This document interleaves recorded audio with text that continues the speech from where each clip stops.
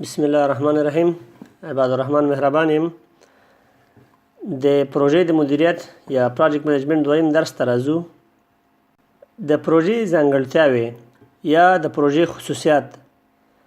پروژه ځینې ځانګړتیاوې لري چې په هغې سره پروژه له نورو کارونو څخه مثلا له اپریشنز یا عملیاتو څخه جدا کېدلی شي. مثلا هغه د پروژې موقتي والی ده. د پروژې موقتوالي څخه مطلب دا دی چې پروژه د پیل او د پای معلومې نیټې لري.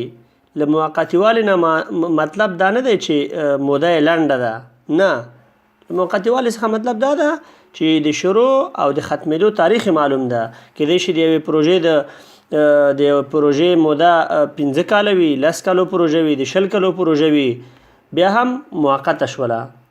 دوام د پروژې هدف باید معلوم وي. په پروژه کې کوم کوم کارونه شامل دي هغه باید معلوم وي. نامعلوم شی باید نه وي پکې. مثلا یو کور دی جوړیږي، 3 اتاقونه لري، یو اشپزخانه لري، 2 تشنابونه لري، مثلا یو دهلیز لري.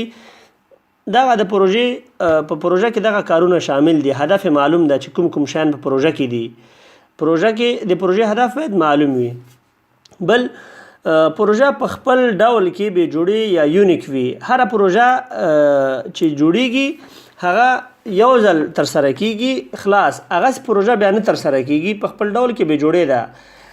یعنی کبله پروژه د هغې په شکل باندې وي، حتما یا به کېدای شي د همدې پروژې نقشه پکې استفاده شي، خو حتما به کېدای شي قراردادي بدل وي، ځای بدل وي، وخت بدل وي، عین سټاف پکې کار ونه کړي. نو هیڅ امکان نه لري چې 2 پروژې د 100 په 100 کې یو له بل سره مشابه وي. هره پروژه په خپل ډول کې یوازینی وي. څلورم، هره پروژه د ژوند دوران یا لایف سایکل لري. لایف سایکل څه ته وایي په دې باندې وروسته هم بحث کوو. یعنی د پروژې د پیل څخه تر پای پورې دغه مودې ته د پروژې د ژوند دوره وایي. پنځم، پروژه باید تکراري یا روټین نه وي. پروژه یو ځل تر سره کیږي، لکه مخکې چې خبره وکړه، یو ځل تر سره کیږي، پروژه خلاصیږي. بیا چې تر سره کیږي کېدای شي یو څه خواص د همدې پروژې ولري، خو هغه به نوې پروژه وي. دغه پروژه بیا نه تکراریږي. شپږم، د محدودیتونو یا لیمیټیشنز درلودل. هره پروژه ځینې محدودیتونه لري. مثلا د پیسو محدودیت، د مصارفو، یا د کیفیت محدودیت، یا د وخت محدودیت. یعنی داسې نه دی چې موږ څومره وغواړو پیسې د مصرف کو په پروژه باندې هغه دی وکولی شو. نه، پروژه ځان ته ټاکل شوې بودیجه لري. د هماغه ټاکل شوې بودیجې په داخل کې باید پروژه ختمه شي. پروژه ځان ته ټاکل شوی وخت لري. د هماغه وخت په داخل کې باید پروژه ختمه شي. نو هره پروژه د ځینې محدودیتونو یا د کنسترینت لرونکي وي. دا د پروژې ځانګړتیاوې دي. راځو د پروژې او عملي یا اپریشن ترمنځ، پروجیکټ او اپریشن ترمنځ فرق ته، چې پروژه او اپریشن یو له بل سره څه توپیر لري. پروژه لکه مخکې مو چې ویلې یونیک یا بې جوړې وي. هره پروژه یوازینۍ وي، بله جوړه نه لري. حتما به په یو څه کې له بلې پروژې سره فرق ولري. اما اپریشن چې دی هغه تکراري آوټپوټ، عین شی محصول ورکوي. مثلا د کمپیوټرونو یو کمپنۍ د کمپیوټرونه تولیدوي، یا مثلا د بوټانو یو فابریکه ده بوټان تولیدوي، عین شی آوټپوټ تولیدوي. بل پروژه موقتي وي یا ټمپورري وي.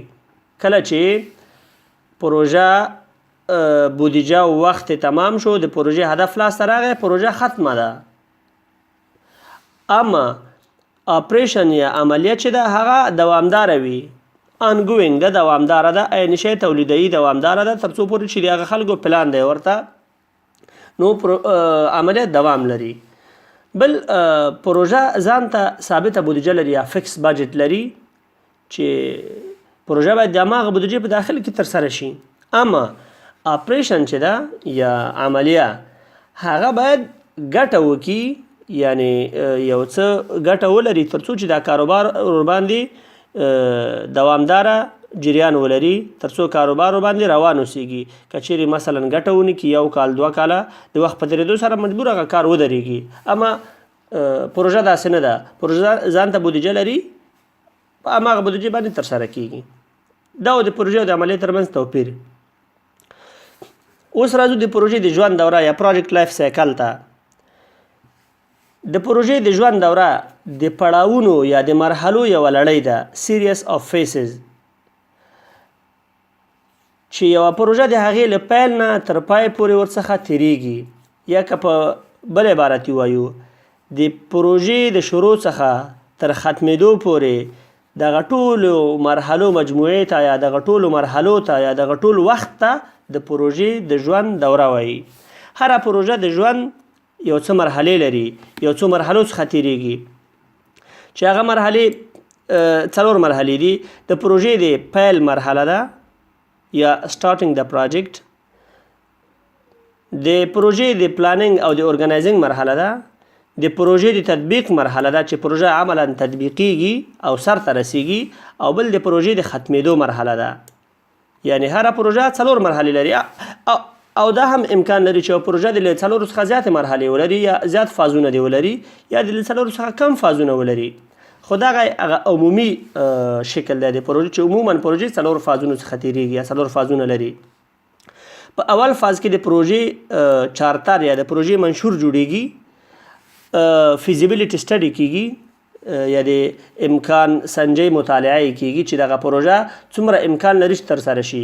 په دوهم قدم کې د پروجیکټ منیجمنت پلان یا د پروژې د مدیریت لپاره د پروژې د مدیریت لپاره پلان جوړیږي چې پروژه باید په کم شکل باندې ترسره شي، په څه شکل باندې ترسره شي چې ترڅو هدف په ډېر مؤثر شکل لاسته راشي. همدارنګه ځینې نور پلانونه جوړیږي. دریمه مرحله د پروژې د تطبیق مرحله ده. پروژه عملا تطبیقیږي، د هغې نظارت کیږي، کنټرول کیږي، د کوالټۍ سره باید برابر وي، له اهداف سره باید برابر وي. او څلورم چې ده د پروژې د ختمېدو مرحله ده. دلته د پروژې د پیل څخه تر پایه پورې د مصارفو او د سټاف لیول نظر وخت ته موږ مطالعه کوو. دلته ګورو چې په اوله مرحله کې قیمت ګراف په اوچتېدو باندې روان دی. یعنی په اوله مرحله کې په اول فاز کې 0 څخه شروع کیږي مصارف او همداسې پورته ځي او د پرسونل تعداد چې ده. په دویمه مرحله کې پرسونل هم زیات شوی، قیمت هم زیاتیږي. په دریمه مرحله کې ګورو چې پرسونل خپل اعظمي حد ته رسېدلی ده، همدارنګه مصارف هم اعظمي حد ته رسیږي. چون په دغه وخت کې مواد ډېر استفاده کیږي، ماشینري ډېره استفاده کیږي، کومه پروژه کې ماشینري ته ضرورت وي، سټاف له ټولو نه ډېر سټاف په همدې مرحله کې ضرورت ده. نو په دې خاطر باندې مصارف هم اعظمي دي او سټاف هم اعظمي ده.